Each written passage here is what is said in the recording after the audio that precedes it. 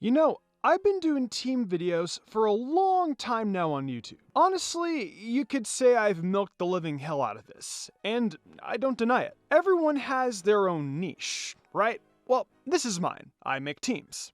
But recently, I thought about it and realized you guys create teams too. In some cases, I would even say they're better than my own. I'm not Arceus's gift when it comes to creating teams for the games. Heck, even from a creative standpoint, there are some people out there that have an even crazier imagination than I do. So I decided to ask you guys in a community post to share any kind of team you've used or want to use from any main series game or spin-off. And you delivered. With over 151 comments at the time of scripting this video, I was amazed by some of the creativity I saw. It's time I got you guys involved in a project. Today, I'm showcasing your teams. I've chosen one team from that pile of 151, and I gotta say, this viewer was lucky. That lucky viewer was Mississippi King. I definitely misspelled that while scripting. Right off the bat, what caught my attention for Mississippi is the fact they got a shiny starter, which I'm sure you all saw in the thumbnail and immediately knew this was going to be a Johto video. Of course it would be. It's the kicker of a brand new series. Which, by the way, if you guys like this, I have no problem doing one of these a week. It's a completely new team to use every week, and you never know what I'm gonna choose. So, if you enjoy the concept of this, leave a team for me down below. If it interests me, there's a chance I'll showcase it. You can also choose to leave a moveset with it or not. I'll leave that decision to you. Anywho though, Mississippi got the opportunity to use a shiny Chikorita, which in case some of you didn't know, Chikorita not only is one of my favorite starters, but the autumn colors used for the shiny also make it one of my favorite shinies. I have to ask though, King, I'm gonna call you that so I don't have to say Mississippi another 1,000 times. How many resets did it take? Heartgold and Soul Silver shiny rate is 1 in 8,192, so either you got it really quick, or you were going for a while. Either way, I respect the dedication to shiny hunting. I don't have the patience for that. The next Pokemon King used was an Arbok. I have never used Arbok before in a playthrough, but I gotta say, I love the fact that you chose to do so. Arbok is one of the most slickest designed Pokemon when it comes to being a snake. Since you're playing Heartgold, I'm assuming you got Ekans from the game corner. Obviously, if you chose Soul Silver, Sandshrew would have been the other choice. I'd say for main stab power, you were probably rocking with Acid for a while, until you were able to get TM36 Sludge Bomb from heading back to Lake of Rage once the Rocket Basin Mahogany was dealt with. Dig and Bite could have been some coverage moves that were used. That's all I can think of to at least get by with Arbok, unless you rebred and put egg moves on it. But then you gotta worry about breeding, and that just gets to be a hassle. Regardless, I'm sure at that point, with being in Goldenrod City, you had 3 Pokemon on your team at that time. I say 3 because I just remembered something, but I'll get to that in a second.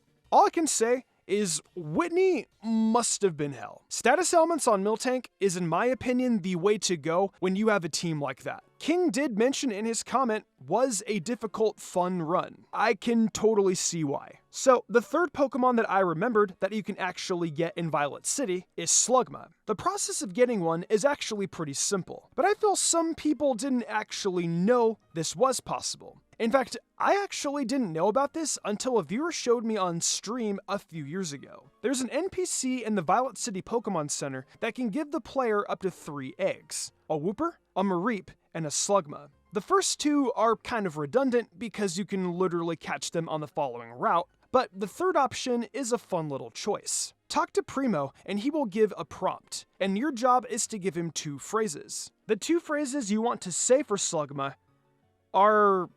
well, I don't really know. I don't know because it's based on your player ID. However, there is a website you can go to. I will provide that down in the description. I know the struggle of using this line of Pokemon, because for one, I used it in Pokemon Emerald quite some time back, and it's got quite the reputation in the worst team series. I will say, at least you got checks for Falconer and Bugsy. Well, maybe not. It is Slugma. But yeah, Whitney though, that must have been quite the experience. I gotta hear about that. Share with me down below. Also, if you guys have experiences you want me to talk about as well with your teams, share them with me down below. I'll talk about them in the vid.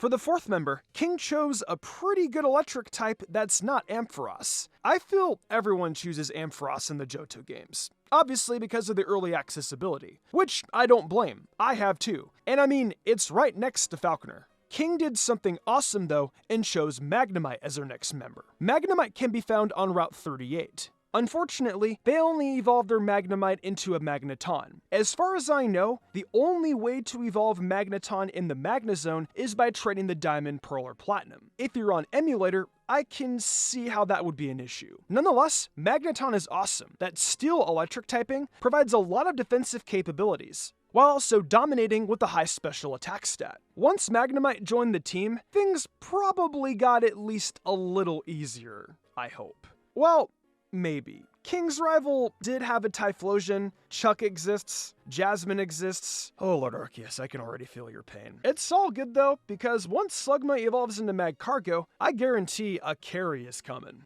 Magneton is easily one of the main MVPs of this team though. I just hate the fact it doesn't get a good electric move until level 40, being Discharge. That's actually not bad though, and then it gets Mirror Shot at level 46. So, realistically, Magneton is going to be one of the main attack forces for the Elite Four. Up at the penultimate spot, King loved making this a fun, difficult run, because he chose the bird. No, not that one. Thank Arceus, not that one. This one.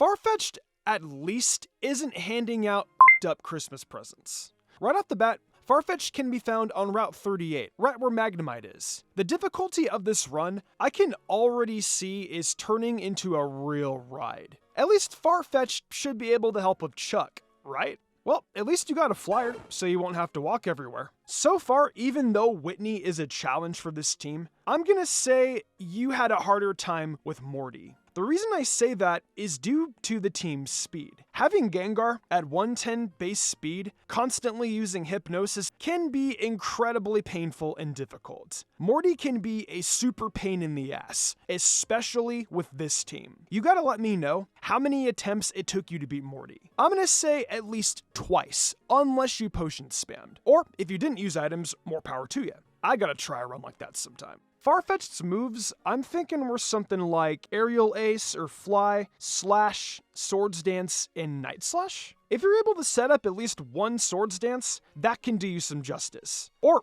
heck, if you're lucky to get a critical hit on Slash, that can do wonders too. I haven't even done this run, and I can just tell this must have been crazy. Lastly, King decided on a water Pokemon I rarely see anyone use. And outside of the Shiny Meganium, this was the second reason I chose his team. They went on and chose Octillery for their water type. Remoraid can be found on Route 44 using a Good Rod, and it's a rare encounter. Remoraid automatically comes at level 20, so all you have to do is level it 5 times. So you should have Octillery pretty quick. Octillery is the artillery, because look at this move pool. Even though most of the TMs it has access to are semi-hard to get your hands on, the moves in its level up pool are actually really good. Octazooka at level 25, Psybeam at level 10, Signal Beam level 42, Ice Beam at 48. What can this Octo not get its tentacles on?